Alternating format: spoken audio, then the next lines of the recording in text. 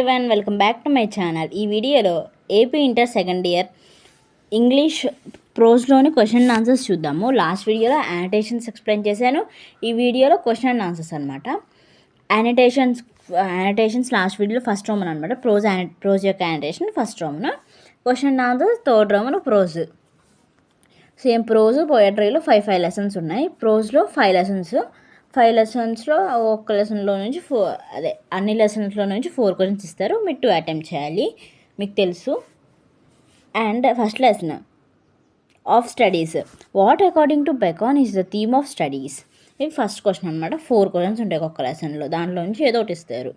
మీరు first question and answers రాసేటప్పుడు నార్మల్గా ఆన్సర్గా రాయడం కాకుండా ఫస్ట్ లెసన్ ఎవరు రాశారు, పెన్నెడ్ బై అని అవి రాయండి. అవి రాసిన తర్వాత అప్పుడు ఆన్సర్ స్టార్ట్ చేయండి. ఒక 2 పేజెస్ లేకపోతే 1.5 పేజీ అయినా రాయండి. 4 మార్క్స్. కొంచెం పెద్దగా రాస్తే మార్క్స్ ఇస్తారు. దీంట్లో 4 మార్క్స్ ఉంటాయి, 4 క్వశ్చన్స్. నెక్స్ట్ సెకండ్ లెసన్లో ద సీక్రెట్ ఆఫ్ వర్క్. దీంట్లో కూడా 4 క్వశ్చన్స్ ఉంటాయి.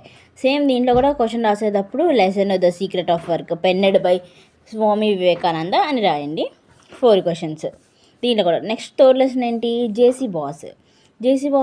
The explain views of Huxley about instruments for experimentation. ఇది ఒక క్వశ్చన్. దీన్ని కూడా ఎలా రాస్తారు, first lesson penned by, next paragraph, ఒక 2 పారాగ్రాఫ్స్ అలా 3 పారాగ్రాఫ్స్ అలా రాయండి. ఆ క్వశ్చన్ సంబంధించిన ఆన్సర్ లాగా పారాగ్రాఫ్ క్వశ్చన్ రాస్తాం. వాళ్ళు క్వశ్చన్లో మెన్షన్ చేస్తారు answer each of the following 10 to 15 lines each అని.